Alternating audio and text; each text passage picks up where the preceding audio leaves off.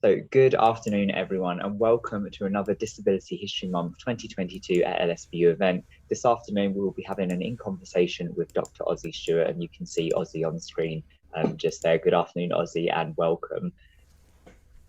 My name is Neil Hudson-Basing. I'm the Corporate Events Manager for London South Bank University. Before I hand over to Sanchia for a bit of welcome and scene setting, I'm just going to take you through a bit of virtual housekeeping, starting with a short statement on respect and dignity. So everyone attending an LSBU event, whether in person or virtually, should be treated with respect, dignity and courtesy. LSBU operates an environment built on equality, inclusion and acceptance. We value contributions, feedback and comments, and wish to create a space for sharing, learning, celebrating and bringing communities together. LSBU does not tolerate any form of bullying, abuse, harassment or discrimination. Inappropriate behaviour, including that potentially contradicts LSBU's reputation and values, will be treated seriously and acted upon, and anyone exhibiting any such behaviour will also be removed from the webinar. And I'm sure that won't be a problem this afternoon, but thank you for adhering to these guidelines, and we want our events to be an enjoyable, safe and warm experience for all. Just to take you through the Zoom functionality now, we are on Zoom Pro, and that means you can turn your cameras and microphones on if you wish to do so a bit later to engage in some live conversation with us. We do ask you to keep your cameras and mics on. Your cameras, it's fine to keep on, but keep your mics on mute while the presentation's going on so as not to distract anything. It's great to see people using the chat box already. Please continue to do so to share your thoughts. It's great to see them. And if you would like to kind of like pop your questions in there, that's also okay. Closed captioning is enabled.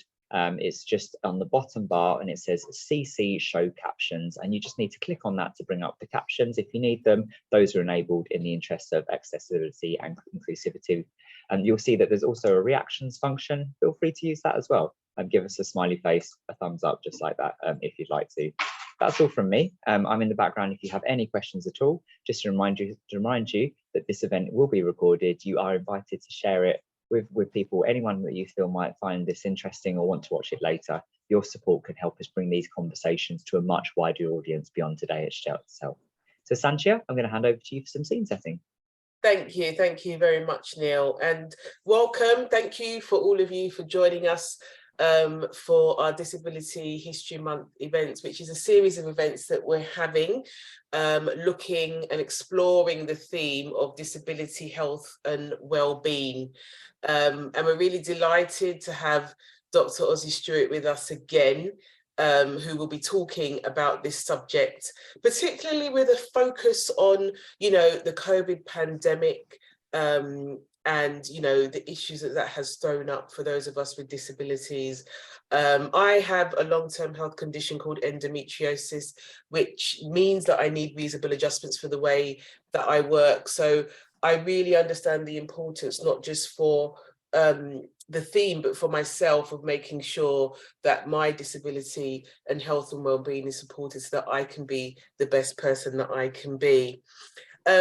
Just wanted to tell you a little bit about Ossie, for those of you that don't know him. So he has worked as an equality and diversity consultant, and he's got over 15 years experience as a trainer and specialist advisor. He spent many years as an academic, so he's familiar with the university world, and he worked at the universities of Oxford, York and Surrey. And we're also really pleased that he runs the Calibra Leadership Programme. And this is a unique course for disabled staff who work in either higher education, NHS, or the wider public sector. And it addresses the problems disabled staff face in the workplace, as well as enables organisations such as ourselves to better support them. And I know I can see one participant, he's not from LSBU, but Seb, I noticed, put in the chat that you had been on the programme and that it was a fantastic programme. And just to say, for any LSBU staff on the call today, there is a programme that Ossie will be running next month, and we are sponsoring staff to go on that. So if you are interested and want to find out more, I'll pop our email in the chat, and feel free to send us an email, and we'll be more than happy to support you to apply to go onto that programme. Just before I give the floor to Ossie, we do have two other really important people here. We have James Stevenson, who is the executive sponsor for disability. So I'd like him just to say a quick hello and welcome. And we also have Danny Clegg, who is the chair of our Disability Staff Network. And if he could just say a quick welcome and hello, that would be great. And then I'll hand over to Ossie. So James, I can see your camera is on. So over to you. Thanks, Sancha. Thank you, everyone. Good to see you, and a very warm welcome to Ossie Stuart. And I'm looking forward greatly to. I'm here, as I said before. I'm here to learn, and I'm here to listen. So looking forward to it. Thank you, James. And Danny. Hello, everybody, and hello again, Dr. Ossie. It's great to have you back with us again. And I'm the co-chair of a disability network, which we set up in 2019, and the chair for EDI in the School of Allied and Community Health. So yes, it's a very relevant topic. The theme for this year's Disability History Month becoming more and more prevalent as a need we all need to be aware of. So very much looking forward to today. Thank you, Danny. So Ossie, over to you. So Ossie will do a presentation, and then there will be time for questions and answers in an interactive session. And I know that his presentation is going to be very thought-provoking and interesting for us this Friday afternoon. So Dr. Stuart, over to you. Thank you, Steve, Sancha, for a very generous introduction. I really appreciate that. And also, thank you for the invitation to come back to talk to you all about my thoughts about disability and where we are as well. And I'm really pleased to see that both Danny and James are here giving their support to this process and programme. I think it's very important that there should be a wider buy-in from staff who experience some of the issues I'll be talking about today, and also the organisation itself, which wants to address these things as a welcoming, caring organisation should. So I really appreciate this. So thank you much indeed for everybody for the invitation to talk today. And as you probably know from what Sancha said, and also Seb's contribution there briefly, I've been running a calibre programme for disabled staff for the last, since 2011 actually, in universities particularly, and the NHS in general more recently.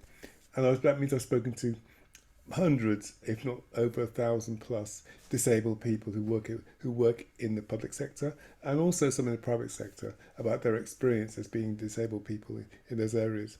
And this think piece, I call it today, is really reflecting my experience from what they've told me about their experience in the workplace as well. And so I was really pleased to see that this year's theme, Richard Reicher, who runs this particular Disability History Month, UK Disability History Month theme,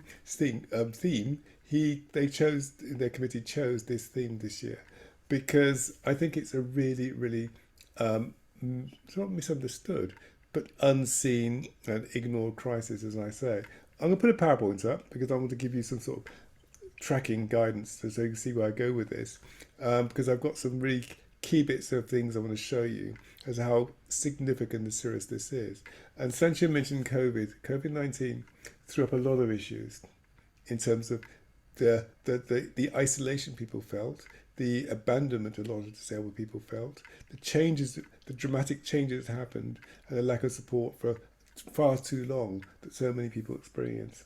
But this wasn't like unique for disabled staff. This is actually consistent with their experience in work, where they're the last people to be thought about, and also completely their needs and requirements to work as professionals like anybody else is completely misunderstood. What I'm going to do today is talk about that issue, the impact and consequences of it, and also some of the solutions that organisations should be thinking about to address this. Because one thing is quite clear from what I've been over the last 11 years working with disabled people, is that organisations do not understand or know how properly to support disabled staff. They have no clue. But the people who do are disabled staff, but they're not listened to. So it needs to be coming together, those two groups of people. But let's go on. I'm going to go back to my PowerPoint and take you through this. I'm calling it Wellbeing in Work, Disabled Staff, an Unseen and Ignored Crisis. Question mark, because it may not be, who knows. This is a quote from one of my sessions in Calibre. The NHS Trust, one Calibre participant said this: When I spoke to my doctor after it was all over, this was a major crisis they went through because they wanted a reasonable adjustment and it was never given. And they had to push for this, and they almost lost their job by just insisting on having something which was a basic right to have. If I did not know better, I would say that you have, this doctor, you have suffered from a post-traumatic stress syndrome as a result of your experience at work. Sorry for typos, I use voice to text and I forget to check it sometimes. So suffering from post-traumatic stress syndrome as a result of your experience at work. And no, come to think about it, I know she was right. This is the person reflecting on that question and their experience. Over the last 3 or 4 years, more and more disabled staff who've been in the Calibre programme have reported post-traumatic stress syndrome as a result of their experience in work. What they're saying basically is work is as hostile as a war zone. Their experience is like the same impact on their well-being as if they've been in conflict. Basically, they've been basically being assaulted, psychologically assaulted in work. And it's done as a routine, as if it's normal to do this. And nobody thinks it's up. And when there's complaints made about it, they're seen as the problem. So what you're getting is an issue which is, I think, an unseen crisis. We know that people present with mental health issues. We know that stress and work is a well-known problem that people have to address.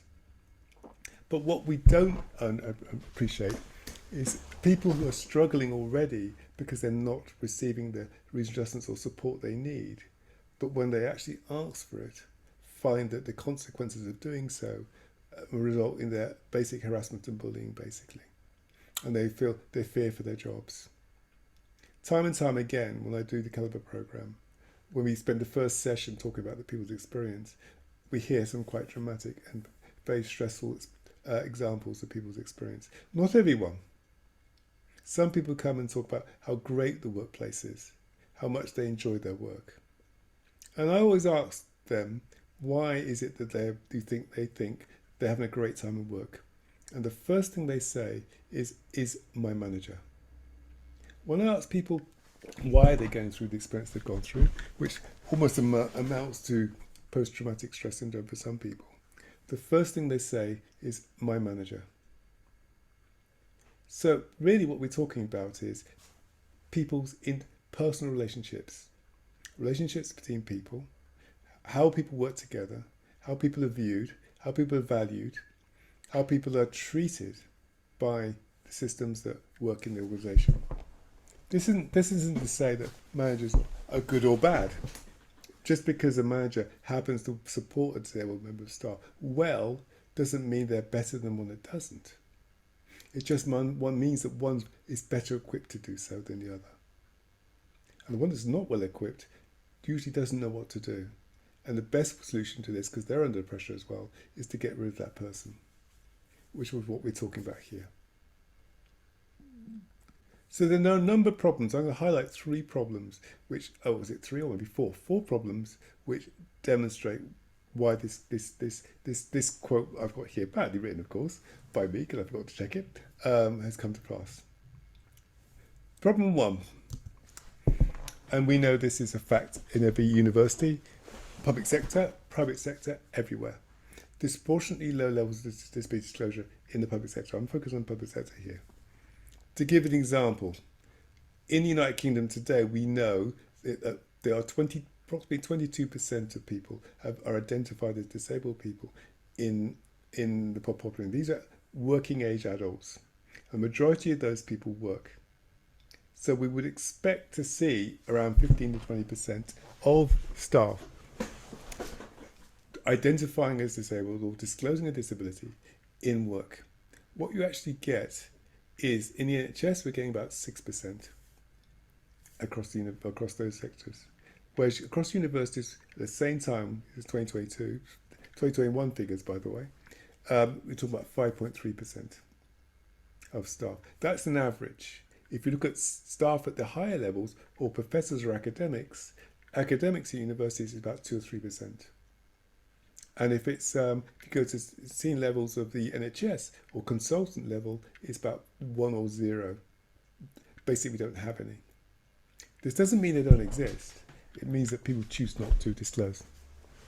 You have to ask yourself, why is that the case? I'll come back to why this is the case a bit later on. But it's implied for the next problem, problem 2. Punishing disabled staff for being disabled, as I call it.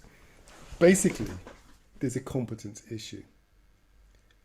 Sanchia gave a quick summary of my biography, my background, and she kindly pointed out that I was an academic for 15 years. I left academia because I was deemed to be incompetent. All my colleagues who've got their PhD, same as me, same background as me, diverse backgrounds, all sorts of backgrounds, all were senior lecturers or professors by the end of about 15 years of my career, whereas I was still a junior lecturer, still being questioned about my work, how I worked, being told if I changed my work patterns, etc., I would get on. The point was, I couldn't change. I'm a wheelchair user, I'm a disabled person. I'm paralysed from my neck down. I work in a particular way. And because I couldn't work like everybody else could work, and I'll be blunt about this, like basically a white man, a physically able white man, because I couldn't do that, I was deemed to be incompetent. That was a while ago. But I spent, as I told you, years after that in equality and diversity, talking to many disabled staff, and also in Calibre too. And the fear of being seen as incompetent drives a lot of disabled staff about how they feel about their disability. I'm not good enough. I'm incompetent. And indeed, in NHS, disabled staff are 2 times more likely to enter formal capability than other staff. And the reason for that is because they can't work like other people can, because they're disabled. So they're being punished for being disabled people. If you can't, if you don't use the computers the way they do, the software, if you've got dyslexia, or even if you interact with people differently, you're deemed to be a problem. And the gut response by organisations is to go to capability, to question their competence. So if you're going to, would you disclose? Would you realise that your competence would be questioned straight away? Of course you wouldn't. That's problem 2. Problem 1 was lack of disclosure. Problem 2 is being punished for being disabled. Problem 3, bullying and harassment. We know, this is from the NHS data, because universities don't hold this data in the way there's universities. NHS does, so I'm using their data, that across the university, across the NHS generally, disabled staff are 2 times more likely to report bullying and harassment by their managers than anyone else. That partly explains, why you get a lot of stress, high stress and emotional feelings about this.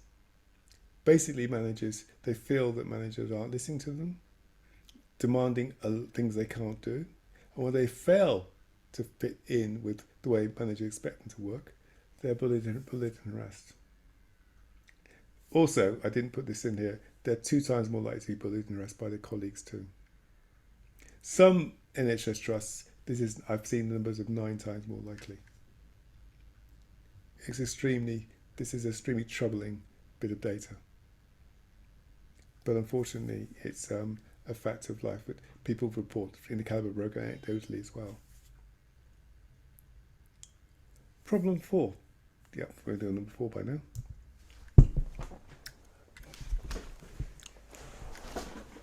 Forced to return to work when sick.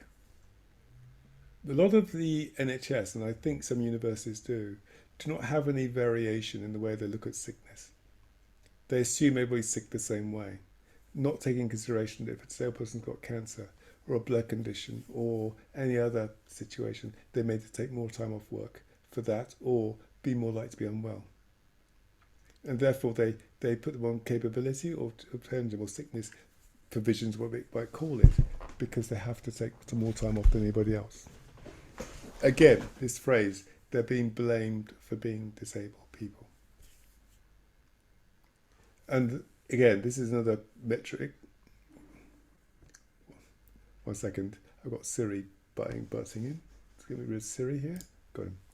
Okay, sorry about that. 1/3 of disabled people are more likely to feel they're being pressured to come to work more than anybody else. But just for non-disabled staff, this same metric across the board is about 1/5. And so you can begin to get a picture of why some disabled staff report post-traumatic stress syndrome as a result of this. This is routine, normal day-to-day business in the NHS. And I know that it's routine, more routine than we like to think so in the academic world as well, in higher education too. The problem is significant.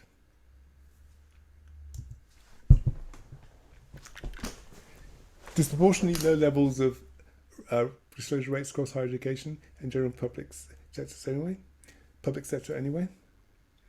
Anecdotal testimonies from staff themselves about their treatment.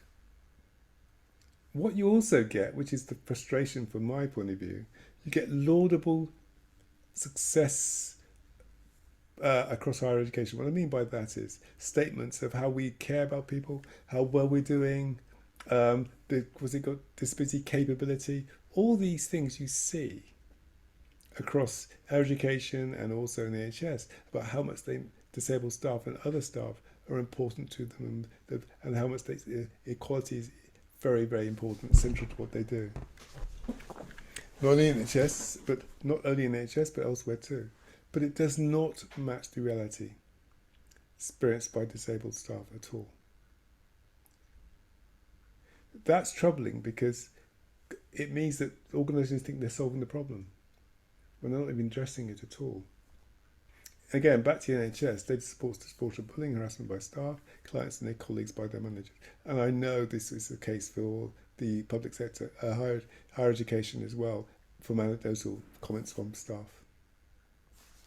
The Calibre programme runs what I call the release valve session, and Seb's been part of that. It's the first session. We ran the Calibre is based around four different modules. Each one's half a day long. If it's face-to-face, it'll be a day long. And for that first day, I call it the release valve session, where people talk about their experience. Normally, they're supposed to last about 20 minutes, 30 minutes. Last time I did it with an Leeds NHS trust, it lasted for 2 sessions.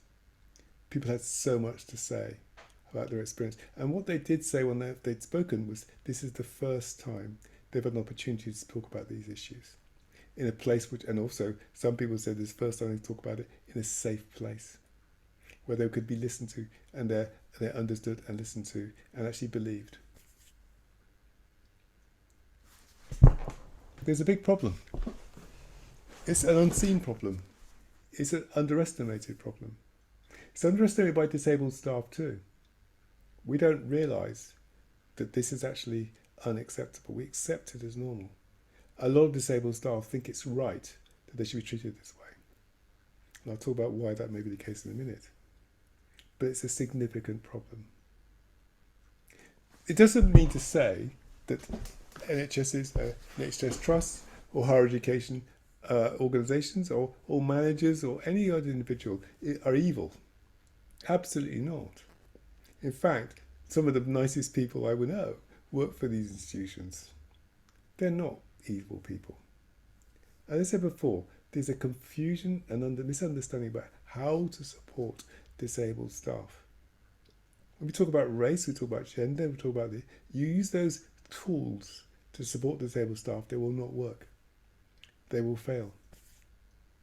This is why I created the Calibre programme, because 2011 Imperial College University, Imperial College, asked me to create the leadership programme for disabled staff. Looking at all the different leadership programmes out there, I realised it didn't speak to the experience I have had, and many other disabled staff do have too. And this is why Calibre was created, to actually address this issue. And it's actually not for staff, it's actually for their organisations too, because they can learn from this. But let's go back to the question, why is this happening? If it's not deliberate, it's not nasty, it's not planned. It is actually accidental, but there's a reason for it. So the question I'm asking is why? Just to remind you, this is Richard Reicher's reason why we think it's important to discuss these issues. And he hints at the problem in this statement here. And I'll read it to you. Because of this session with the medical model approach to disability, barriers that compromise our health now and in the past are not identified and acted upon. We are held responsible for our condition, rather than providing us with the support and help we need, care we need. Now, people read that and think, oh yeah, I understand that, but do you really? I'm going to break that down into what it really means and why it's so significant to understand the scale of the problem. He's talking more about the social world as well. I'm talking about the workplace in particular, because that's what I know well. And also, importantly to bear in mind, that's where the vast majority of disabled people actually are working. They're not in social care, they're not outside the system, they're actually working in it. In this room today, we know there are disabled people. Some of them today listening to this have not disclosed. Some of those watching the video later on will not have disclosed their organisation. They'll be hiding their disability. And the reason why they're doing so is this. It's what we call the medical model of disability. Now, I know you've all heard of this, but I'm going to frame it slightly differently to emphasise the scale of the problem. As some of you will know, the medical model is about the focus on the body, on what it can and cannot do. And also, disability is an individual problem. Disabled people have to make the best of their situation and accept that there's many things they can't do. I call this the private model of disability. The reason why I call it the private model is because it's about my body, a body. And our bodies actually are private. Not anybody's business. I know somebody who's hearing impaired who had hearing equipment destroyed by staff up in the hospital. When she challenged them about this, when she came out to work about it destroyed, they blamed her. Then they asked her to prove she was deaf. She had a hearing impairment. Prove it. Making a private life public. And this is why some people with impairments, this is like, if you think about it, say, colour blindness or short sight, we don't see that as disability. It's because we don't make that public. For some people, we think we can make their private lives public. And then worse than that, make judgments about them and act upon it. And even worse than that, blame them for being the problem. If you can't walk, it's because if you can't go up the steps, it's because you can't walk. It's your problem. It's your fault. If we do something to change that, we're doing you a favour. Because we're nice. That's what this model really says. The blame is on us. We're the problem. Disabled people are the problem. And they bring problems to work. So when we come into work, we're bringing a problem into work. And managers see us as the problem. So when you ask for a reasonable adjustment, all they hear is somebody wants something special. Special treatment. Why should they have that? Actually, why don't you go away? You're making my job difficult because you brought your problems to me. Disabled people being blamed for being disabled.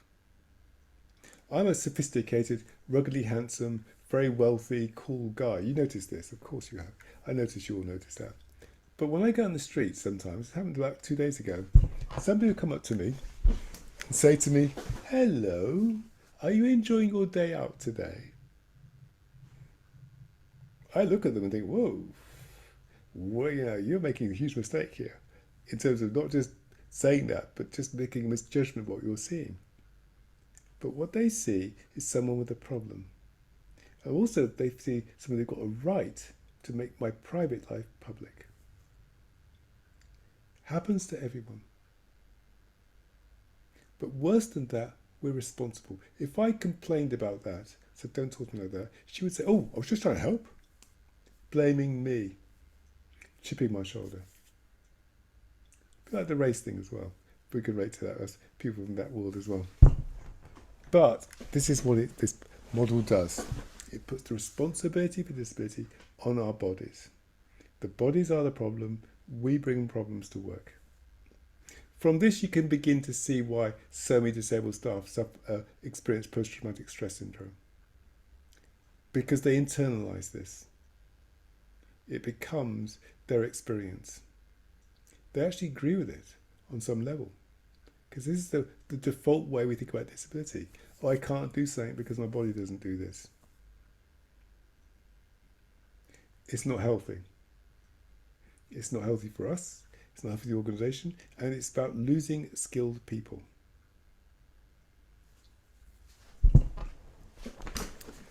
As a consequence of this, disability has a very bad public image. I'm not sure which is worse, poo or disability. Most disabled staff aren't either. No one would volunteer to be a disabled person if they had a choice because of this image. A lot of people even try to hide the word. What name should we turn it? Let's call it differently able. Let's call it super people. Let's call it something else. Don't say disability because of this perspective. So if you've got an invisible impairment, you have to make a decision. Am I going to disclose this or tell people I've got this and then go through all that and be associated with this? Or am I going to hide, mask it and stay respected and treated like everybody else? But I need to make a disclosure because I need support. Got a difficult question there. And how do we internalise this, disabled staff? Internalise all this. This is what a lot of disabled staff do. When we do calibre, this term imposter syndrome comes up. Masking. Not disabled enough. Feeling guilty. I can't tell anybody. They won't believe me. I'm not stupid. I can't be more productive. I can't ask for help. I'm not lazy, you're lazy. All these thoughts are going through people's minds. That's why disability is perceived in this way. And the relationship between manager and employee. Managers think everyone will want one. They don't look that disabled. Problems. Why are they bringing problems to me? I don't know what to do. It's not fair on others. Needs a service needs a job. They can't do a job properly. I don't believe them. Whereas the employee is thinking, I'm a fraud. Managers will say no. They've ignored occupational health recommendations. I'm not good enough. My disability is not legal. If I tell them I lose my job, my manager hates me. I don't want to know. I don't want anybody to know. Am I disabled enough? And many more thoughts. But you begin to see why disabled staff worry about the workplace. And it becomes internalised. I was doing calibre recently, and a woman just a casual remark. She made a casual remark, simply saying, now I've done calibre, I can stop thinking about work all the time. Before calibre, work was on my mind 24 hours a day. I was so worried about it. I was so worried about losing my job. I thought about it all the time. When she's in bed, shopping, out with her children, family, work was always there. To carry that is considerable. There's a considerable burden, psychological burden. The good news is that there is another way of thinking about disability, which is far more inclusive and also charts a way organisations can meet their obligations towards disabled staff.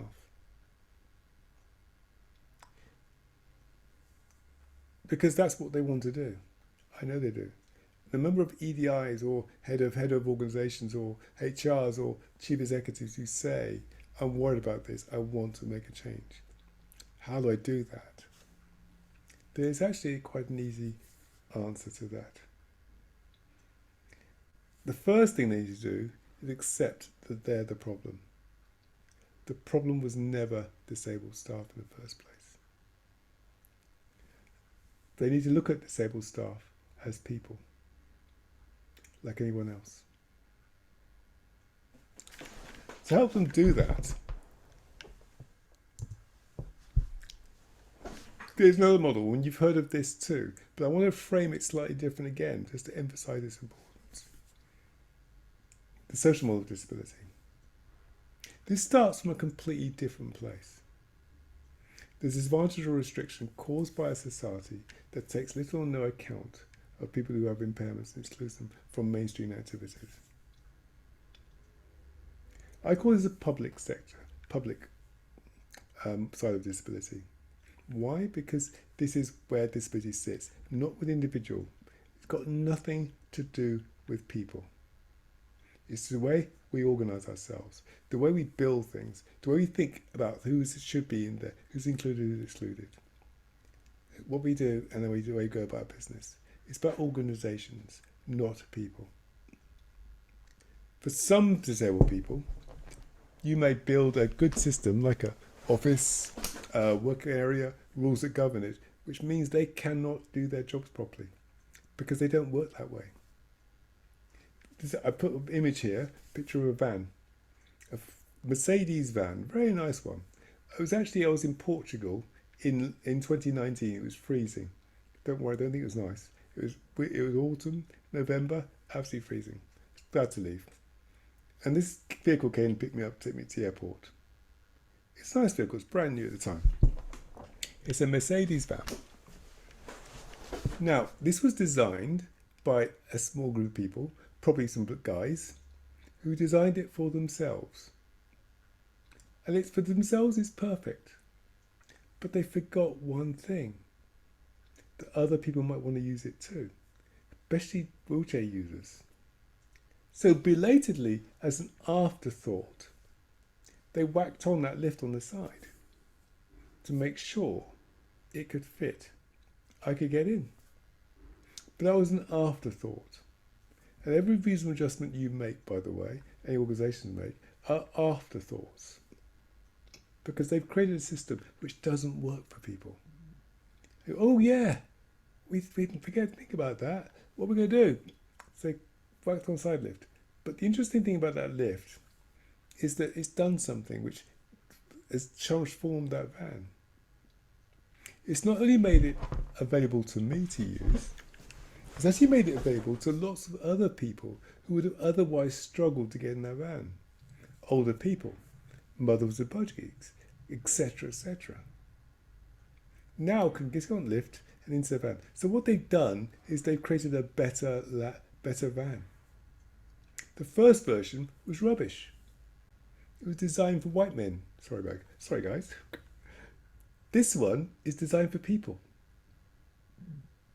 So what you do by improving the environment for disabled staff is creating a better environment for everyone. It's a win-win. I always say, when people say an accessible loo are wonderful things. That, we call them disabled loos too, but accessible loos, they're just simply better loos. Now, we disabled people go, it's just for disabled people. We always say that, just for us. But let's be honest, it's just a better loo, which more people can use. Bigger, you can swing all sorts. I don't know what you do in loos, but you can do all sorts of things in there, which you couldn't do in a normal loo, so to speak, tiny loo. You've improved the loo.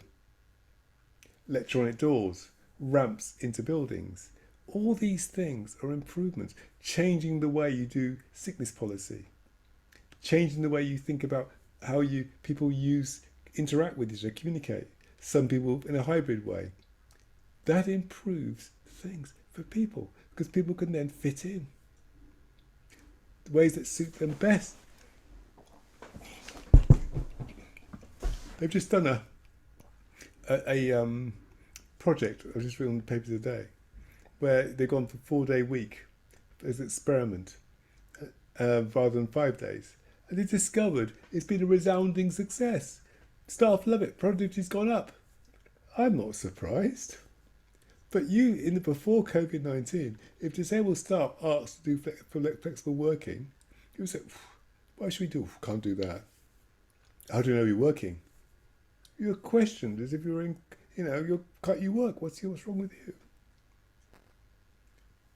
What I'm trying to say is this. Improving an environment or social environment, be it be the physical environment, the rules that govern it, and properly training staff to understand that they're the problem when it comes to disability, not disabled staff. So they make the changes needed so people can participate properly, everyone, will transform your organisation for the better for everyone. It's a win-win situation. I started from talking about post-traumatic stress syndrome and the pressures on disabled staff. If you want to address them, you need to look inward to yourselves and not at disabled staff. And ask yourself, what are we doing to people? How are we including them? How flexible we are? Are we listening to people? If we're not, then you'll have this crisis. And also, worst of all, you'll ignore it.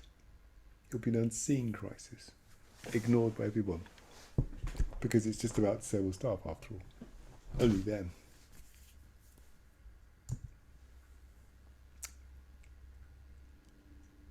Changing the way we work creates a better place for everyone.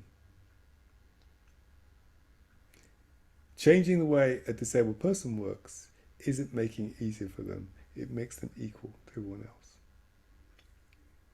Disabled staff are just people. Skilled professionals like everyone else. There's nothing remarkable about these people. They're just people. But they just simply work and think in a different way to you. As a consequence, they have a right to be treated the same like everyone else, equal to everyone else. And to do that sometimes means treating them different to everyone else. And they have a right to work in ways that suit them best, just like everyone else. Their bodies are their own business. You have no right to inquire or talk about their bodies without their permission, just like everyone else. Do not blame disabled staff for the barriers you've created in the first place. They're not the problem. If they say they can't do this because of a computer system, text, or whatever it might be, that's not their fault. That's the computer's fault. Software fault. You change it. Disabled staff know best how they work. You need to be led by them. They have the right to find their own way of working, and if you don't let them do that, you're preventing them working like everyone else. As I keep saying to Calibre people, when people start blaming you for being the problem, stop it and say, hang on, sir, I'm just a worker here. I'm not the problem.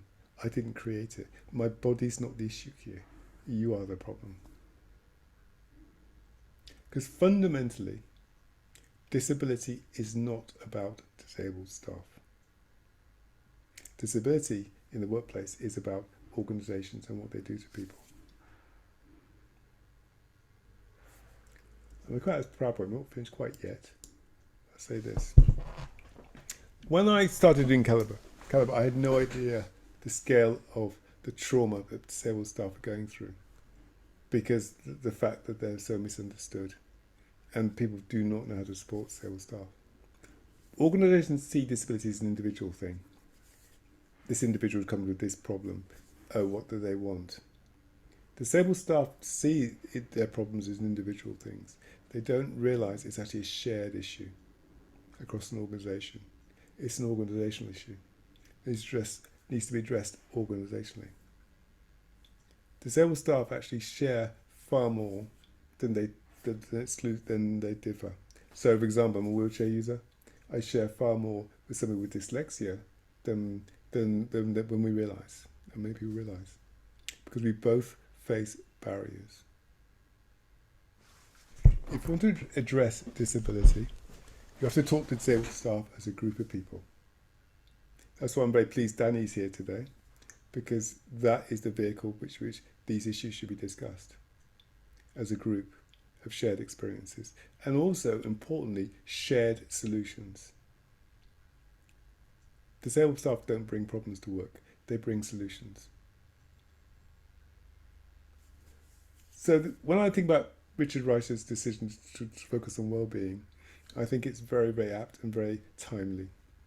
We're not discussing it enough in terms of the impact that work has on disabled staff, and the emotional toll it takes on people, psychological toll it takes on people. Sadly for us is that Caliber's only a release valve. We can't solve the problems, but what we can do is identify them and also identify the solutions to it.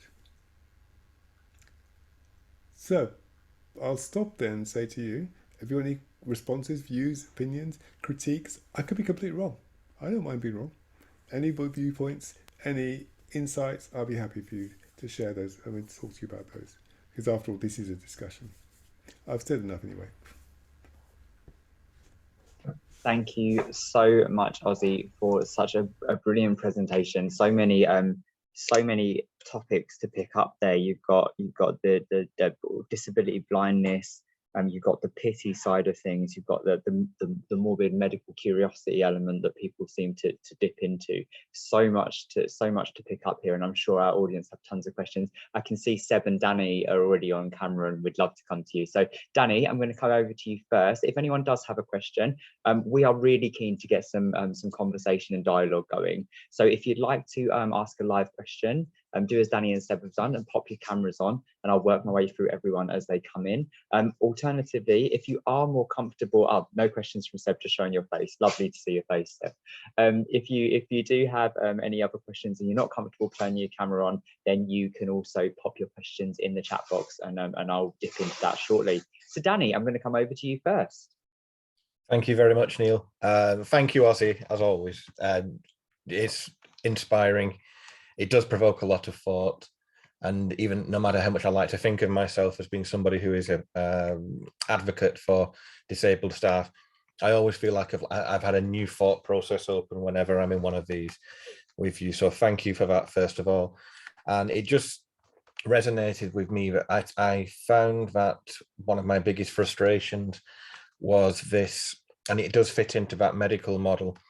Whenever there is something being suggested as a change, the immediate response is maybe we need to do a consultation and find out who needs this. And I swear that has probably held me up and caused me more frustration than anything, because I don't look at it like that. I say, no, fix the environment. Let's have a look at this as a baseline, that this should just be here. And then you don't need to do the consultation, because every time we're doing a consultation and we are scratching the symptom, we're not establishing the cause. And I found that trying to get that, the way that I look at things, for other people to look at it, is a real challenge. Because again, there are procedures in place, there are ways things are done, and to deviate from that can potentially cause a barrier to come up.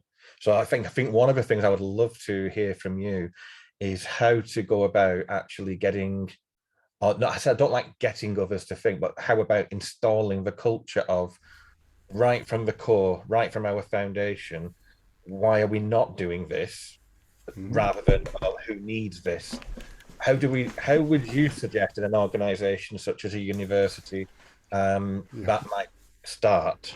That's a huge question, Danny, but a really good one. Because what you're really pointing at is a complete misunderstanding of the problem. Because as you rightly said at the beginning, it's a medical model approach which says, these individuals have got these problems, how are we going to solve these problems? And they're also different people, so you've got to find out all other individuals. When fundamentally what you're really saying is that this organisation has fundamentally not thought about including people. So it needs to just change the way it thinks about that. If it switches that idea, we're the problem, then suddenly, if we're the problem, if we're a consultant, we need to listen to you, Danny, because we've got all the answers. They're all there already. You just say, this doesn't work. And these are the things people are saying year after year after year to us. So those things will be done straight away. And if people got individual stuff, fine, we do. But the key thing is to be open to that. But the thing is, if you're taking responsibility for this, ultimately, this organisation, you should be saying to people like you, you need to tell us what we need to do, and we'll do it. And then when other people come to us, we need to be open and flexible for them to come to us and feel confident to do that too. Two things will happen with that. It's a win-win. The reason is for that is this. We'll improve it for everyone. This is not about disabled staff. This is about a better institution. That's a real key one to our keyword, because what they do is say, oh, you guys want something special. That's what they're saying. That's what they think. No, what we're saying is this institution doesn't work for people. And it works. And the reason why we know this, because we suffer the most. But believe you me, other people are suffering too. So if you change it the way we're talking about, it'll benefit everyone. Okay, that's the first thing. Second thing that I would say to them is that once you do that, suddenly you'll begin to learn quickly from other people who've got confidence to say, these are things we need to. And then we can begin to think about what's the implications of this for the organisation? Why are we not meeting people's needs? And how we do this? But the important thing is that we should be led by disabled staff. The reason is because we are the ones who feel it the most. That's why it should be always led by disabled staff first. But it includes everybody. It should always be seen as the inclusive thing. But first thing I would say, Danny, is that if we are thinking about consultation, we're in a medical model world. We're shifting, then you need to be starting acting and doing something which you've not done for 100 years. Yep. Change the way you think. Because this place has been designed for a certain type of person. I won't repeat that again. And it's not included, doesn't include me or doesn't include you. And that is a problem you've got to think about too. Yeah, thank you. I think just to give an example, when I arrived today, I was very flustered. And it wasn't flustered because of the IT issue as much. And I think I hid it straight away, what I'm flustered about. I identified that following lockdown, how many people had struggled working digitally. And so why are we still prescribing accessibility software? Why do we not have this automatically as a baseline? And I started the project in September 2021. And it is, I don't want to go into the details, but I have shed tears. It has been almost like trying to ice skate up a mountain in winter. Yes. And today's meeting was, right, so do you want us to deploy this just to certain devices or all devices? Oh my God. And I was, please, it's been over a year. We paid for this software. We've got it. This should be a massive rollout celebration. Yes. Just put it on everything. We've got the license. I've even got the company to negotiate to give us the full. I've done everything. And this meeting this morning, there were 5 people, and I was thinking, I'm looking at this from my perspective, and they're looking at it as we have to follow procedure. We have to do this, and I'm thinking I'm trying to be as sort of understanding of their position as possible. When all I'm really saying is, if we don't have this in position as a baseline, you're always going to be putting managers in the position of, well, do they need this? Have you filled out this form? Have you got a disability? No, put it in as a baseline. Just do it. It's there. And a member of staff who says, oh, I need accessibility software. Yeah, we've already got it. There you go. Done. Exactly. Massive tick. And I feel like I've had to change opinions, mindsets of so many people along the way to even get this. But it's December the 2nd, and they said, ooh, if we aim for December the 15th, that's near enough half of our annual subscription. And all we need to do is say, hello, staff, we have this, here is the link. But the bureaucracy involved, and that's why I was flustered, because trying to maintain a thankful and appreciative tone in these meetings, because I do appreciate everyone's got a lot of work to do, and they're not. But it goes back to what you said.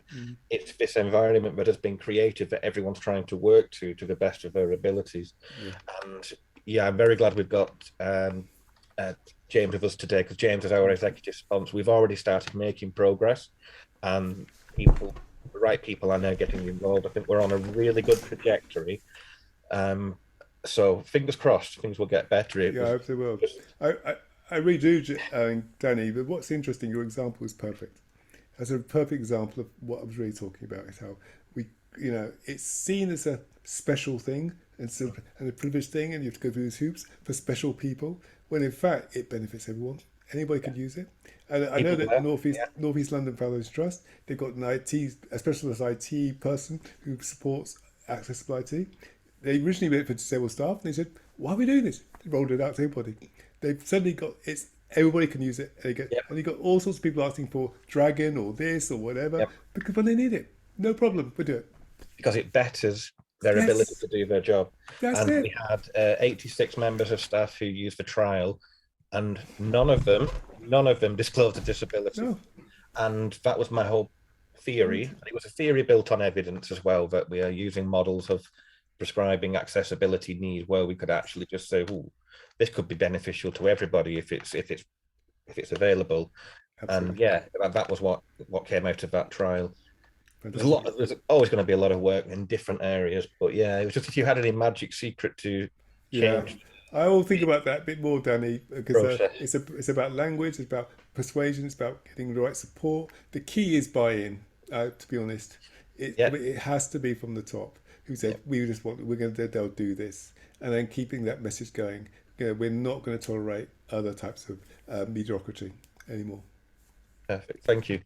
And I'll come to James in a second, but just off the back of that, surely building it in at the beginning, we kind of have to build it in later, and we put up financial barriers and workload and capacity barriers. But if it was just fun in the beginning, and Danny, you talked about IT processes, but we see it in the way buildings are designed and kind of like programs are put together. And actually, if we just address those things in the beginning, you'd probably reduce all those costs and workload barriers, and it makes sense. And from an onboarding and an awareness perspective as well, and making an organisation seem like a more appealing place to work, having those things from the off just makes more sense. And James, I'll come over to you. Great, thanks Neil, thanks very much. Dr. Ossie, that was a brilliant presentation, and I think you've opened my eyes and provided so much to think about. Could I just ask, the way you reframe how we look at disability, is there an organisation that's got that and is doing it well? That's a good question. I'm a bit nervous about that because I'm going to be recorded here. You mean in terms of like a university or an institution or anything like that? Or even your Calibre program. Well, I mean, my Calibre program is designed specifically to do. I mean, this is nerve-wracking. The reason why I'm saying this is because, I'll say this, that the Office of National Statistics were looking for a program which would address the needs of the disabled staff. They looked at hundreds and hundreds of other programs, and they trialed them and used them. And then they came across my program, and I gave a presentation to the staff. I was told after I did a presentation that the staff were emotional. But after hearing what I had to say, I'm now providing a program to them.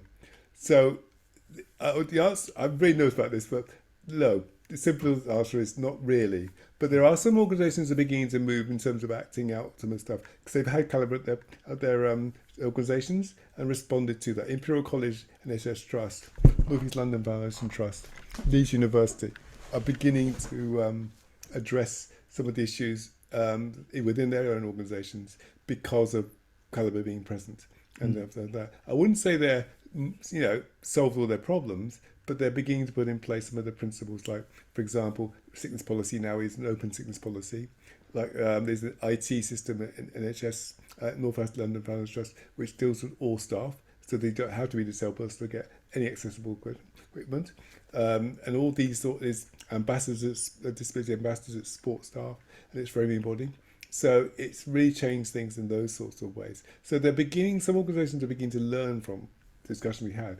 To be honest, it's very simple stuff, but it's a mindset change is the key for it. But that, strange enough, is the biggest problem you have, is people to accept the problem isn't disabled people, and it's their organisation themselves. It takes a lot of persuading. And I thank you, and I absolutely love this idea of benefiting everyone. I think that's it's win-win, isn't it? It is. It absolutely is. Yep. Absolutely. Thank you. Seb, we'll come over to you. I think just coming off the back of what James is saying, something that Ossie spoke about in my caliber sessions, and I'm sure he mentions it in the other ones, is the barriers that disabled people face. So there'll be environmental, I can't remember what the other one was. Look through notes. Institutional. Yes, environmental, institutional, and attitudinal. And attitudinal barriers are the biggest barriers as disabled people that we face. And so, as Ossie said, like having the mindset change, that's the biggest thing. And so as a non-disabled person, James, like it's great that you're willing to be here and to listen to disabled people. Thank you. Thank you, Seb. Thank you. Thank you. Grace, I can see you've got your hand up.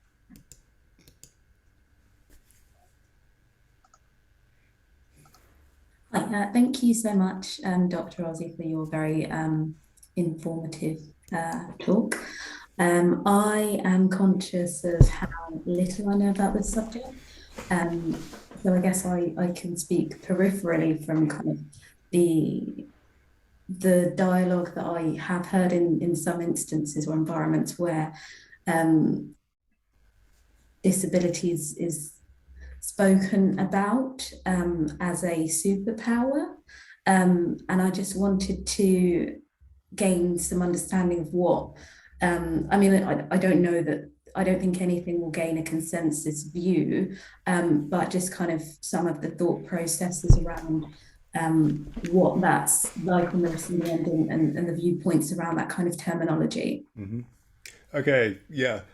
Grace, I'm glad you mentioned that actually, because it's one of my bugbears. I mean, dogs poo and naming people, disabled people as amazing people are two of my bugbears. I've been told I'm amazing, fantastic, megastar, Ossie, you're wonderful, so many times. I said, no, I'm not, I'm just a person.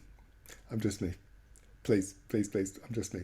I'm not amazing, I'm not being. But people do this. And the reason why they do that is because the perception of what disability is.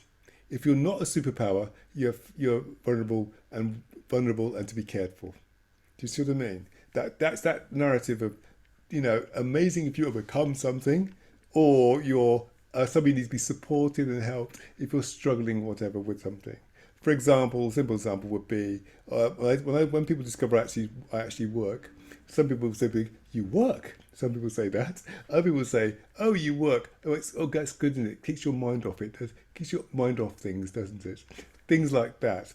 This is the same narrative. It's the medical model world we're thinking about here. When people say this, because disability as a default thing is a bad thing. If you overcome it in any way, you're amazing. A superpower or whatever. Paralympics, people always say, oh, that person's overcome something to achieve this. When in fact, they're great athletes. They're just very good athletes. So let's be clear about this. That's all they are, and that's good for them. But they're just people. But we have a narrative, a default perspective of what disability actually is it's negative. And then if it overcomes it or hides it, is seen as a good thing to do. My argument is it's irrelevant. We're just people, making our way and where we can, just as well we could. You could see a photograph of, a megastar on social media megastar, and you're saying you discovered that they've got mental health issue. Of course they have. They're just people. Nothing remarkable about these people. Just get on with their lives. So to make us more than we really are is actually part of the problem too. Because if you're not that, then you're failed. If you see what I mean. So it really is worrying when people do that. And I always say, no, I'm not. And I remember taking off the national statistics actually, because they had this thing, your superpowers. I said, what superpower is that? Exactly. And she went, then she realised, this is not going to go down well. I said, precisely, because I'm just a person. My superpower is my skills I bring to work, like anyone else.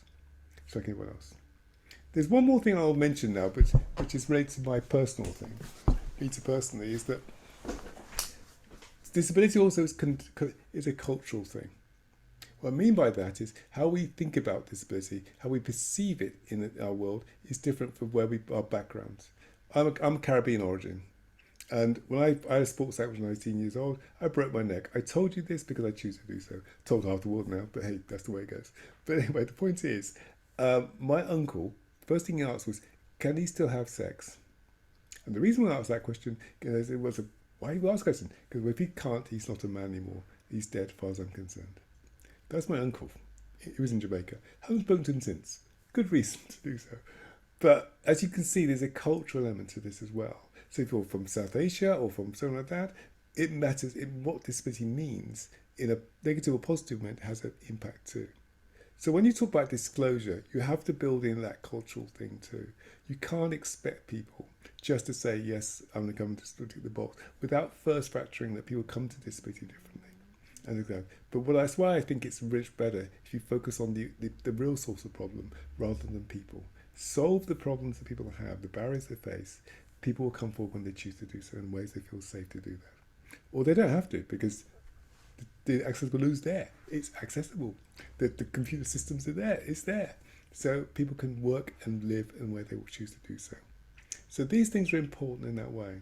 So if I was you, Grace, I would not question, but I would not put too much credence to the terminology and language around disability. Because what it's really doing is masking the real problem. And it's not disabled staff people at all. Hope that helps.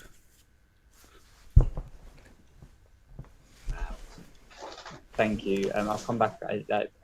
Great question, Grace, and Danny, I'll come to you in a second. There's a wheelchair user that I follow on social media. Her name's Nina Tane, and she talks a lot about people that feel sorry for her because she's in a wheelchair, and she talks a lot about disability inspiration porn.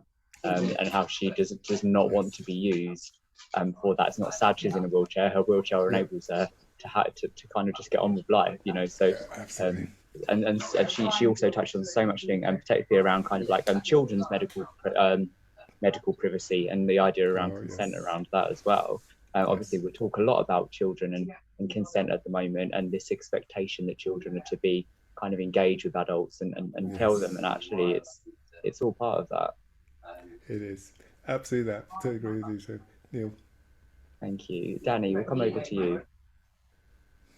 Thank you. I think Seb just kind of touched on some I thought I was having very similarly as well. It is this I've had many people say to me in the past, and I know they don't mean it, well, to me, I don't find it offensive, but sometimes when I think later, people will say, I wish I had your ADHD brain to be able to see things the way you do.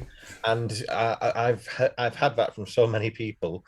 And I used to sometimes think, you really don't want it. You're seeing a version on the surface that I'm willing to allow you to see. You don't see the turmoil going on underneath.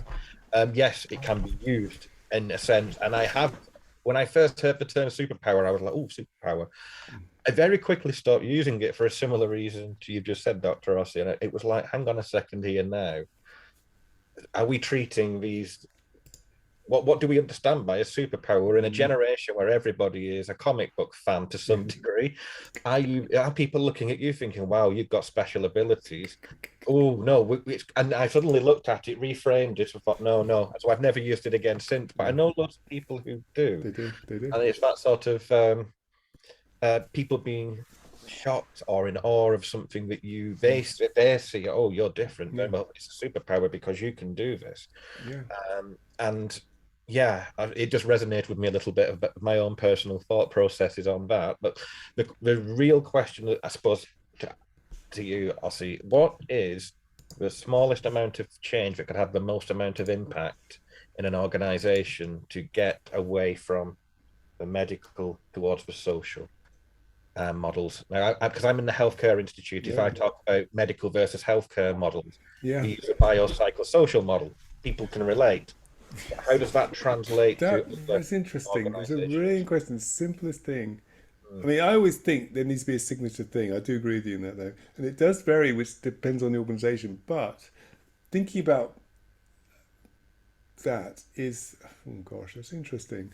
Because it needs to be something tangible. What I always say this is what I say, Danny, is this. If it includes everybody, it has impact. That's the first thing I'll say. Because the reason why I say that is that if it's always different to sell people, it's always seen as that. And they people don't get what the impact really is. That's why I think whatever it is, and it should be big and it should be significant. It should be driven and organised by disabled staff saying we need this, but it should be open to everyone to benefit from. It's not separated. No, it's not separated. That's the thing. I think the biggest impact you will have is that once you begin to include everybody in the discussion on this about a better environment, but it's driven by understanding that disabled people suffer from the poor environment the most. So therefore, it needs to be driven by their perspective. What is a good environment looks like. But everyone else will benefit from that. No one has a problem with electronic doors. Absolutely not. There's still maybe 99% of us are. See, we don't. But people really benefit from that are disabled people. Yeah, because some people can't physically go through doors, they can't move, whatever. That's an environmental thing, but it's a very thing. So that's an example of this. But everybody benefits from that. So the impact is huge for everyone, but it must be driven by individuals in there. So I would say to you, Danny, rather than say what one thing, I'd say what one thing would have the biggest impact in your institution, and then but how are we going to be given a right to control how that is done? That's what I'll be saying, and it should be. That's how it should be. Yeah, I mean, it could be readjustment policies change, it could be access to IT, it could be sickness policy, making it more flexible for individuals to meet their needs, all these sorts of things. But it has to have an impact. Flexible working is probably the one, because I know that flexible working, I know some people who get it without even having to ask, and I know some others will not be given it because the manager won't let them have it. And I think that is one of those obstacles there, that maybe that could be somewhere. Flexible working should mean flexible working, not selective flexible working, and maybe that way that'll be a big conversation for other people, I'm sure. But if I do ask James to try and involve DNET whenever those sort of questions are on the table, that could be a good start. Yeah, sure he will. Thank you. Definitely, Danny. Yep. Thank you very much. We have time for one or two more questions. So if anyone does have a question that you'd like to ask, please just pop your camera on and unmute yourselves. We're happy to come over to you and make use of the few minutes that we have left. Ossie, practical takeaways for people. Are you happy to share a couple of practical takeaways to what people can do? So for myself, as a non-disabled person, ways that I can, and what I'm mindful here is not asking you to educate me, because there's tons of resources out there for me to educate myself on the issues I faced. What can I do to support colleagues? Yeah, I think you're in a very powerful position from an IT perspective. Is to simply say, look, what do you need? We could do it, to say what sort of way you want to communicate or whatever we do. We'll see what we can do. To be open to the flexibility. People want to know that it's okay to be who they are. So the real thing is to be open to that flexibility to say, what do you need? Because I know the IT guy, first question he has always says to people in NELF is, what do you need? We can fix it. We can most likely fix it. Really we'll do everything we can to do so. So it's just have that openness and say, what do you need? Okay, hi, yeah, because but this is what we can do, but what do you need? We may not be able to have equipment here. What do you need us to do? And then people will feel. I think that would give people a clue to still open to say what they need for that.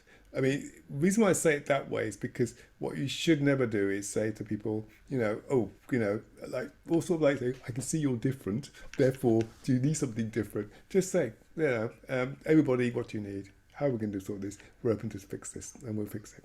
And people will come forward and feel comfortable with that. I do that myself, actually, when I was a lecturer. I used to say at beginners lectures, okay, everybody, this is how I'm working. This is what anybody got any issues with this? Well, come see me afterwards, and we'll see what I can meet your needs. And that at least it's open to everybody. But it's actually a disability question. But nobody knows. It's just the way it goes. So that's what I do. That's one sort of bit of advice. For everybody else, I would say that begin to think, if you've not thought about it before, begin to think when you hear about disability being raised. Let's just listen to how it's being talked about. If it's focusing on somebody's body, this it's actually a slight problem with that. It's not really spotting the issue. Every disabled person is just a person. Everybody's got a body. We are what we are. They're not the issue. It's why somebody's being pulled out as being identified as disabled and how that impacts on them and all that. But the other thing you need to bear in mind is everybody's different. Every disabled person is different. And some disabled people think in a medical model way too. That's fine, but still have a right to be treated equally to everybody else, regardless of that. So I don't worry about how people see or think, how they want to call themselves. They can call themselves superpowers if they want, but I'm just interested how are they being treated by their organisations or colleagues or friends. That's the bit's important to me. I guess that can, you touched on intersectionality earlier when you kind of like drew some comparisons between race and disability, and Seb, you also popped in there and in the chat box about kind of sexuality and the way that's viewed and stuff. So I guess what you're saying there is that can actually be applied to everyone. That needs to be treated equally. So it's a really good question in the chat about managers.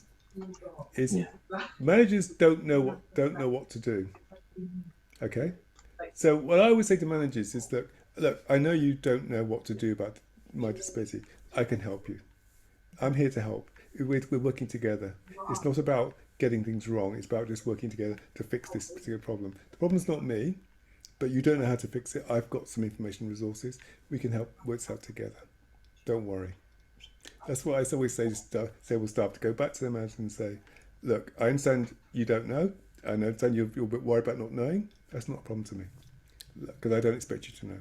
But what I do hope that you do is listen to me. Let's have a conversation and see where we fix it together. I hope that helps, Alex. Just for the purpose of the recording, the question was, how can we best support managers to be able to have good conversations about workplace adjustments? And you said it in the beginning. You said every reasonable adjustment is an afterthought. So I guess with that awareness, it can stop becoming an afterthought and start becoming something that's factored into someone's experience from the beginning. Thank you. Any other questions or any comments for Ossie while we've still got a few moments? No, James, is there anything you'd like to share as we come to a close? Well, thank you, Neil, and thanks again, Dr. Ossie. A really great conversation, I think, and we'll take it forward with DNET. I think that's our key resource here, and we've, as Danny mentioned, we've already had a good. I think we had a good session with DNET going through the hub earlier this week with our colleague Jamie, and just looking at accessibility. So I think that's the start of a journey. And as I said before, I'm here to listen and learn, and I'll also act as an advocate as Danny says, when there are executive conversations that I can educate in or put forward DNET's position. But thank you for inviting me. I've really enjoyed the session.